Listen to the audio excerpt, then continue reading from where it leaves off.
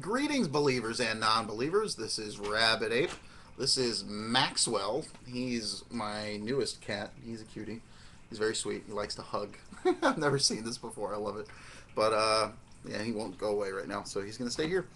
So yeah, back to trying to make videos again. I'm apologize in advance. It's gonna be rough for a bit. I mean, I kind of had that style sometimes anyway, but I'm trying to get back in the swing of things and build some momentum.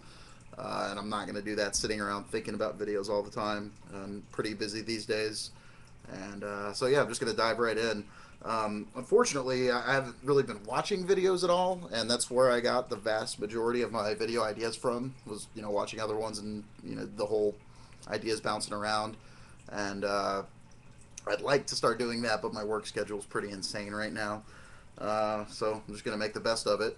Um, so in the time I've been gone, every now and then I'm thinking about when I do get back to making videos, kind of what's my purpose, what's my goal, why do I even do this? Obviously I enjoy it, but to a certain extent, I kind of want to get away from the label of being an atheist, and there's a few threads that kind of run through that. Um, there's a quote from Sam Harris. I always got to quote Sam Harris. I just love that guy as a thinker, and I've linked to this talk before. It's old, but rather than embracing the label atheist and beating people on the head with my atheism, I kind of want to just be a destroyer of bad ideas.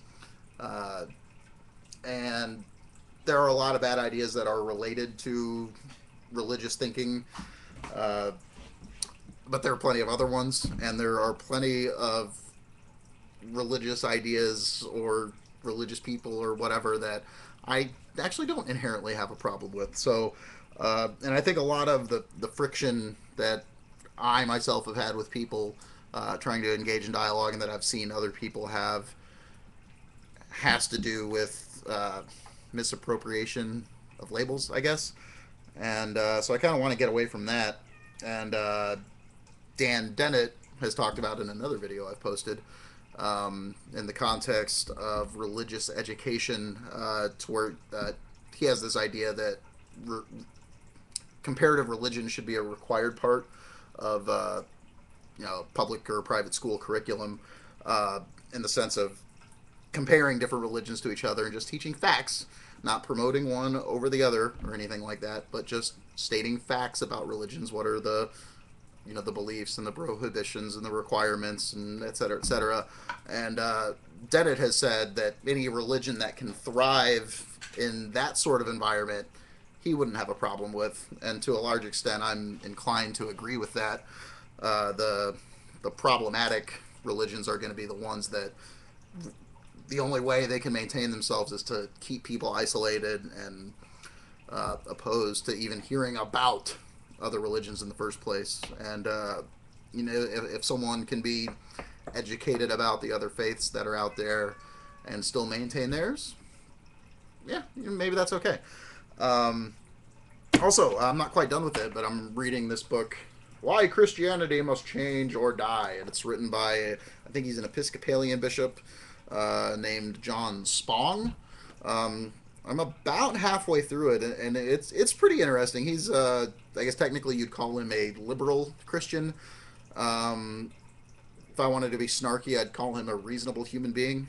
I don't know. That's not snarky. Anyway, uh, I didn't take the time to grab a quote. It's been a couple days since I read it, and I didn't mark my page. But kind of as I'm going through this, he's going through all these reasons, why Christianity must change or die, uh, sort of in the context of, you can't take the Bible literally, and evolution is obviously true, and the Big Bang happened, and we shouldn't hate gay people, and all these sorts of things. And like I said, I'm about halfway through the book, and sort of other than the language he uses sometimes, sort of because he still considers himself a Christian, and I guess I haven't gotten to the punchline of how he explains that. Um, but there are reasonable Christians out there, and that's something in my time away from YouTube.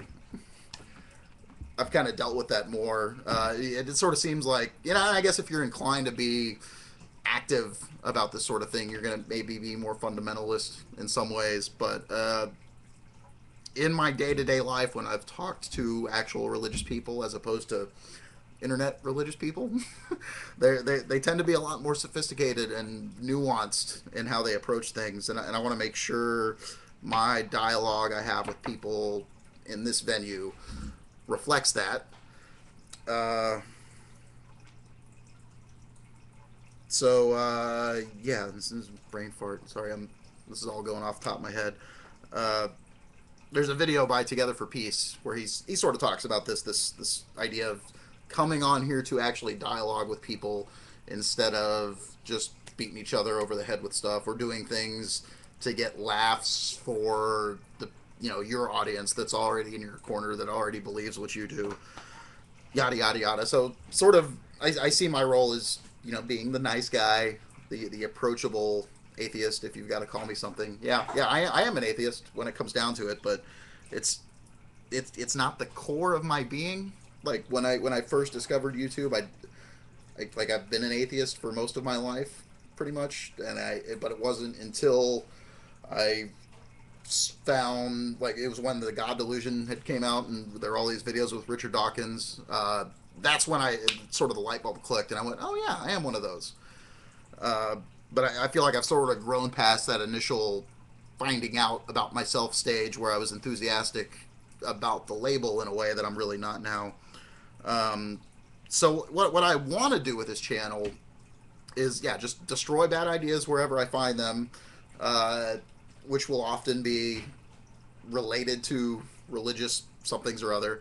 But I don't want to limit myself to that. I want to be a little more forthcoming about uh, politics and policy and other things that I think are important in the world. And so it's going to cover, and also just promoting science. I still would love to be a scientist or science teacher one day.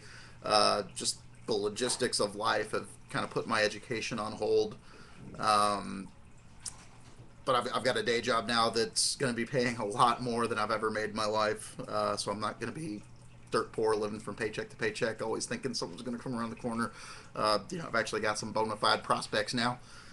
So I'm looking forward to that. And as life sort of settles down in that new routine, I hope to be doing more of this in a more polished and productive sort of way. And yeah, promoting science, debunking bad ideas, and having reasonable back and forth, mutually respective dialogue with people who I disagree with. So yeah, thanks for sticking around. This video is already way longer than I expected it to be. I'm sorry. But like I said, I just got to build momentum. I'm really afraid if I don't do something, it's going to be another couple of years. And I don't want to just think about doing stuff. I want to do stuff. So if you'd like to see more, please, good feedback, bad, I love it all. Or RabidApe out.